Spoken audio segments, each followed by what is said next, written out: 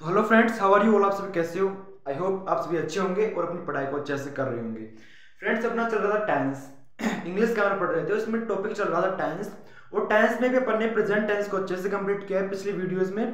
और कल की क्लास में अपन ने देखा था पास्ट परफेक्ट टेंस को, उससे पिछले वाले में देखा था पास्ट कंटिन्यूअस टेंस को, और उससे पिछले वाली क्लास में देखा था पास्ट इंडेफिनिट टेंस को। और आज की क्लास में अपन देखने वाले हैं पास्ट परफेक्ट कंटीन्यूअस टेंस को। थोड़ा रिवीजन करते हैं। कल की क्लास में अपन ने पास्ट परफेक्ट टेंस को पढ़ा था। पास्ट परफेक्ट टेंस की हेल्पिंग वर्ब होती है हेड। हेड का यूज अपन ने सिंगुलर और प्लूरल सब्जेक्ट दोनों के साथ किया था। Singular subject he, she, it, ने, plural subject I, we, you, they. उसके बाद में अपन ने उसकी मैन वर्ब देखी थी। तो पास्ट परफेक्ट टेंस की मैन वर्ब होती है वर्ब की थर्ड फॉर्म। उसके बाद में उसके स्ट्रक्चर पर बात की थी। सेंटेंसेस देखे थे अच्छे से। फिर अपन ने बड़े बड़े सेंटेंसेस को देखा था जिनको अपन फर्स्ट एक्शन और सेकंड एक्शन में डिवाइड करके बनाते हैं। तो फर्स्ट एक्शन जो काम पहले हुआ, सेकंड एक्शन जो काम फर्स्ट एक्शन के बाद हुआ। फर्स्ट एक्शन जो काम पहले होता है और सेकंड एक्शन जो काम फर्स्ट एक्शन के बाद होता है। जैसे कि मेरे पहुंचने से पहले वह जा चुका था, या फिर मेरे पहुंचने से पहले रेलगाड़ी निकल चुकी थी।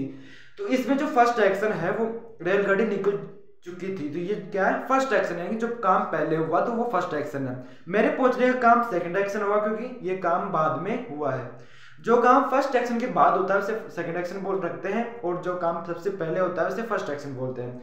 तो फर्स्ट एक्शन को तो अपन ने पास्ट परफेक्ट टेंस के अनुसार बनाया था, और सेकंड एक्शन को अपन ने पास्ट इंडेफिनिट टेंस के अनुसार बनाया था। अच्छे से समझा था, आपको समझ में भी आया होगा।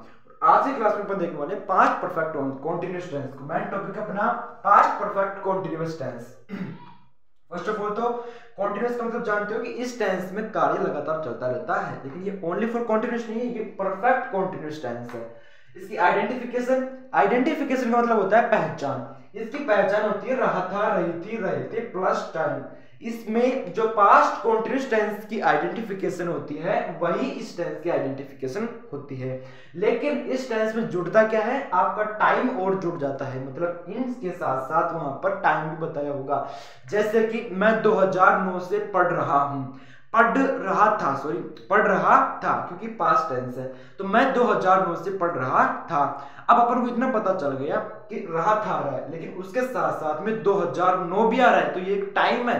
तो टाइम प्लस रहा था, रही थी, रहे थे, ये आपकी आइडेंटिफिकेशन हो जाएगी पास्ट परफेक्ट कॉन्टिन्यूअस टेंस की। इतना समझ में आया। अब बात करते हैं इसके हेल्पिंग वर्ब पर। देखो, हेल्पिंग वर्ब को बोलते हैं अपने सहायक क्रिया। इसकी सहायक क्रिया होती है had plus been. Had been इसका यूज भी अपन सिंगुलर एंड प्लूरल सब्जेक्ट दोनों के साथ ही करते हैं। Singular and plural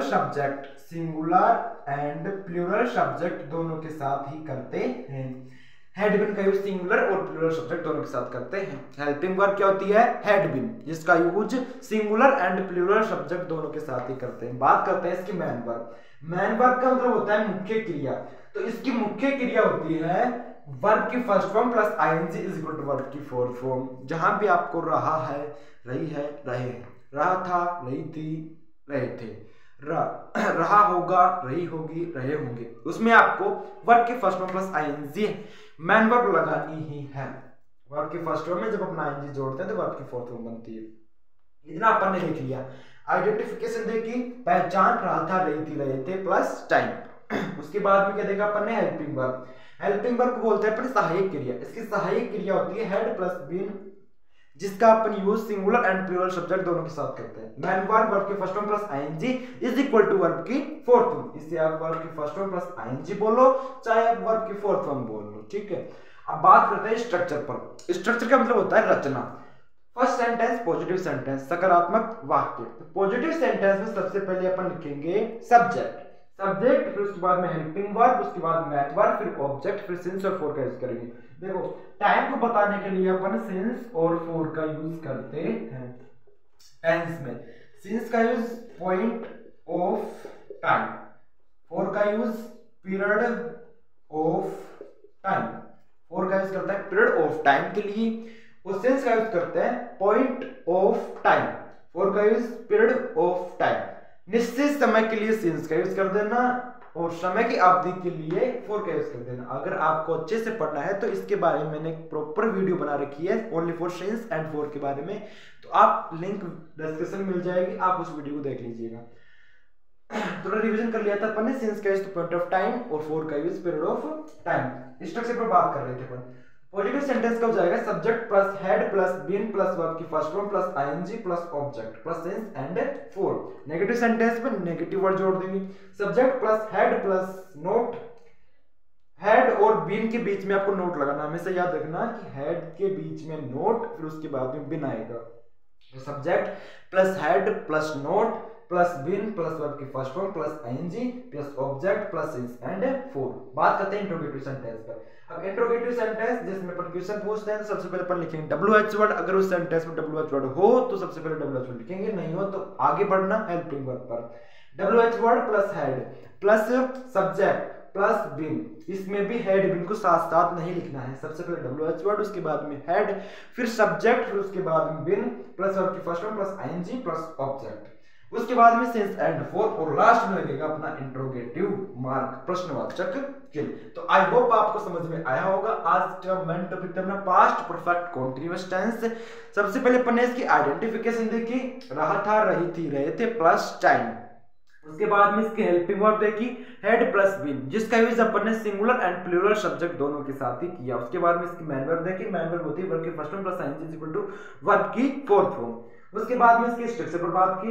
positive sentence का स्ट्रक्चर देखा अपन ने, subject plus had plus been plus verb की first form plus ING plus object plus since and for.